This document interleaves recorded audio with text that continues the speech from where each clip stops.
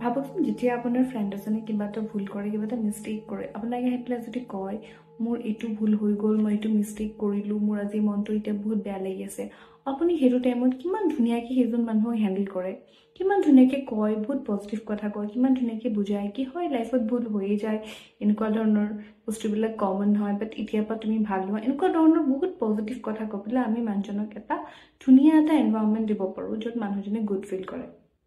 কিন্তু the same ৱে যেতিয়া আমাৰ লগত কিবা এটা বেয়া হয় তেতিয়া আমি নিজে কি কৰোঁ? আমি কিয় পাহৰি যাওঁ কি আমাৰ ভিতৰত সেইটো পাৱাৰ থাকে? আমি যদি বেলেগ এজনক ইমান ধুনীয়াকৈ এটা চিটুৱেশ্যনত ওলাবলৈ হেল্প কৰিব পাৰোঁ, তেতিয়াহ'লে আমি নিজক সেইটো হেল্প কিয় কৰিব নোৱাৰোঁ? এইটো নোৱাৰাৰ এটাই কাৰণ হৈছে কি আমি আগতে সেইটো আৱেৰ নহয়। যদি আমি আগতেই যদি ভাবি থওঁ আমাৰ লাইফত যেতিয়া বেয়া পৰিস্থিতি আহিব তেতিয়া আমি সেইটো কেনেকৈ হেণ্ডেল কৰিম, তেতিয়াহ'লে সেই পৰিস্থিতিত তেনেকৈ হেণ্ডেল কৰাটো বহুত ইজি হৈ যায়।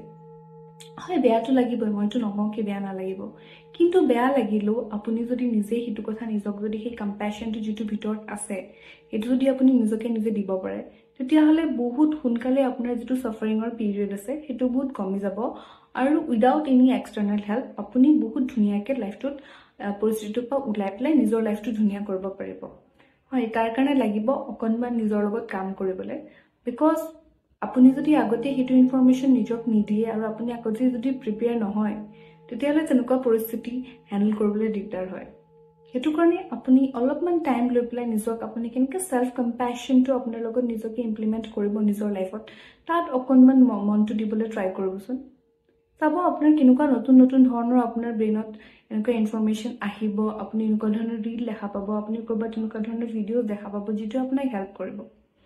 আৰু এইটোৱে এটা হৈছে বহুত ধুনীয়া উপায় আমাৰ বেয়া টাইমৰ পৰা আমি ওলাবলৈ। আই হোপ এইটো ইনফৰমেশ্যনে আপোনাক অকণমান হ'লেও হেল্প কৰিব। Thank you so' much.